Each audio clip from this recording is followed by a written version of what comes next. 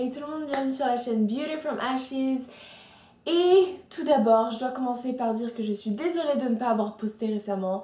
Je n'ai absolument aucune excuse à vous donner.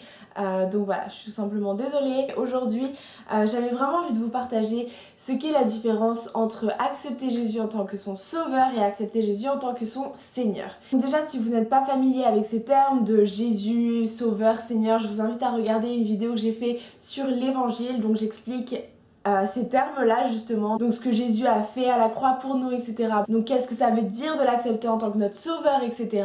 Donc je vous invite à la regarder, je sais pas, je la mettrai peut-être ici ou alors en barre d'infos, peu importe. Donc il y a une grande différence entre le fait d'accepter Jésus en tant que son sauveur et d'accepter Jésus en tant que son Seigneur. Donc c'est quelque chose que j'avais pas compris toute ma vie honnêtement, et ayant grandi dans une famille chrétienne, j'étais familière avec l'histoire de Jésus, ce qu'il a fait à la croix pour nous, etc. Et j'étais totalement d'accord avec ça, dans le sens où j'ai jamais eu un moment dans ma vie où je me suis dit non, Jésus n'existe pas, non, il a pas fait ça à la croix ou quoi que ce soit, non, il est pas ressuscité. Ça ne m'est jamais venu à l'esprit d'être contre cette idée. Donc je savais très bien qu'il était le chemin, la vérité et la vie. C'était lui qui était mort pour me pécher, pour me sauver, pour m'éviter la mort, mais vraiment pour me donner la vie éternelle, et qu'il l'a fait par amour pour nous. Et je reconnaissais également que on est tous des pécheurs et qu'on a besoin d'être sauvés, on a besoin d'un sauveur, et donc que Jésus est venu pour nous justement, pour nous sauver. Donc j'avais accepté ce message dans un sens il y a très longtemps, et dès que j'étais très très jeune en fait. Je peux vous dire que avant d'avoir accepté Jésus comme mon Seigneur et pas seulement mon sauveur, j'avais pas forcément une vie qui était en règle, j'avais pas forcément une vie qui était saine malgré tout, même si je priais, je lisais ma Bible, j'allais à l'église. Vous voyez, toutes les choses qu'on se dit, c'est les choses chrétiennes à faire. Mais malgré tout, je dirais pas qu'à cette époque-là, j'étais vraiment chrétienne. Dans le sens où c'était un peu entre les deux, un peu chrétienne et un peu dans le monde également. Il y a une énorme différence entre accepter Jésus en tant que son sauveur et son Seigneur. Le mot Seigneur veut dire maître, donc c'est celui qui a l'autorité. Et il est dans la Bible, dans Romains 10, 9. Si tu confesses de ta bouche le Seigneur Jésus, et si tu crois dans ton cœur que Dieu l'a ressuscité des morts, tu seras sauvé. Donc là, on peut voir dans ce verset qu'il y a deux parties. C'est si tu confesses le Seigneur Jésus, donc Seigneur, et si tu reconnais qu'il est ressuscité des morts, donc qu'il est mort avant pour nous, etc., donc notre sauveur, tu seras sauvé. Donc c'est les deux aspects dont Jésus parle. C'est pas juste reconnaître qu'il est mort à la croix pour nous, mais c'est aussi le reconnaître en tant que notre Seigneur. Donc en tant que notre maître, en tant qu'une autorité qui est au-dessus de nous. Donc simplement accepter Christ comme son sauveur, ça veut dire accepter de se soumettre à lui, accepter de lui obéir, être disposé pour lui, l'écouter lui en premier avant nous-mêmes, avant les autres, etc. Le mettre en premier dans nos vies et suivre ses commandements et suivre ses voies et suivre sa parole, peu importe, le suivre lui. D'avoir un cœur disposé à lui obéir, à faire ce qu'il vous demande. Si il vous demande de partir là-bas, et ben allez-y. S'il vous demande de faire ça, de parler à cette personne, allez, alors faites-le.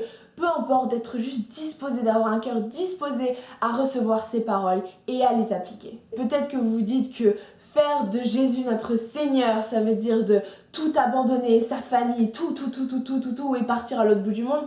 Non, c'est pas ça, c'est vraiment dans les grandes comme dans les petites décisions, de toujours écouter le Seigneur et de lui obéir et de lui demander son avis. Ça aussi c'est important. Si on n'est pas disposé à écouter, on pourra jamais lui obéir. Et je sais que certaines personnes, j'ai déjà entendu certaines personnes me dire je demande pas à Dieu, comme ça j'aurai pas à le faire, on sait jamais si je dois le faire parce que j'ai pas envie de le faire.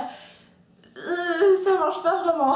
Parce qu'il faut laisser justement la place à Dieu, lui demander, et comme ça on pourra lui obéir. Parce que si on lui demande jamais rien, si on n'écoute jamais, dans ce cas-là on pourra pas vraiment lui obéir, et ça peut être une excuse qu'on trouve.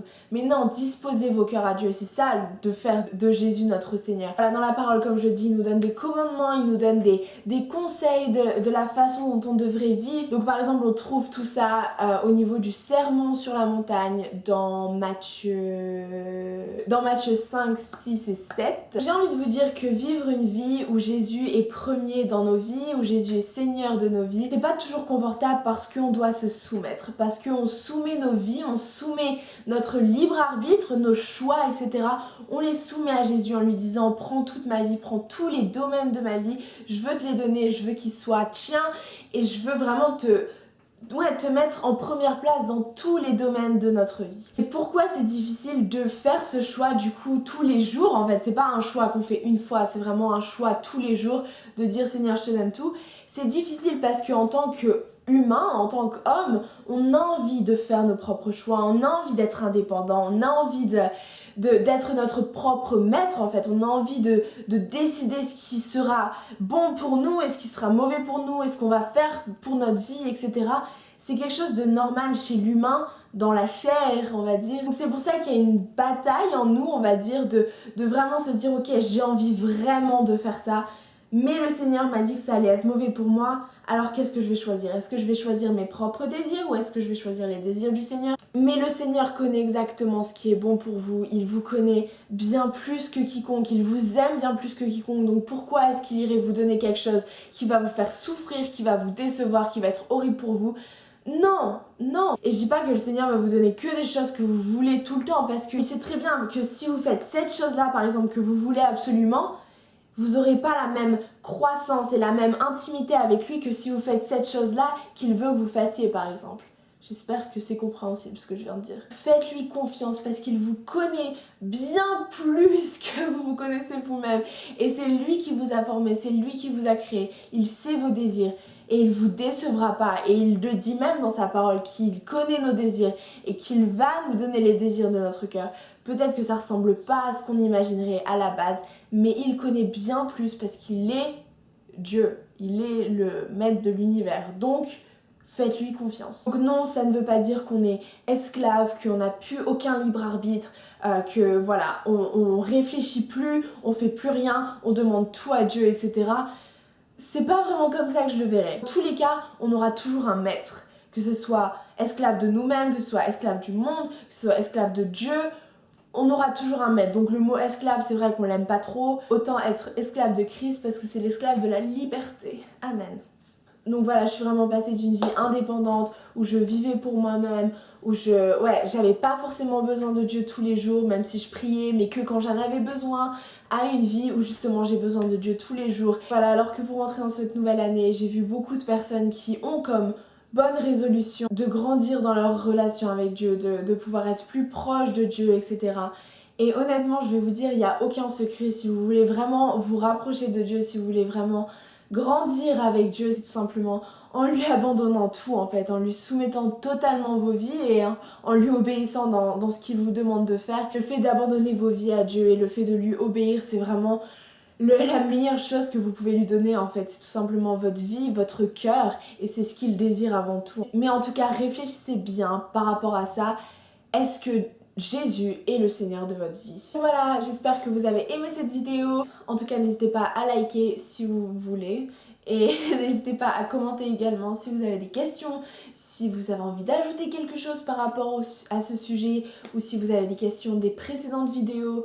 Peu importe, juste si vous voulez commenter. N'hésitez pas à vous abonner aussi, ça me ferait très très plaisir. Et donc voilà, je vous dis à très bientôt pour une prochaine vidéo. Ciao!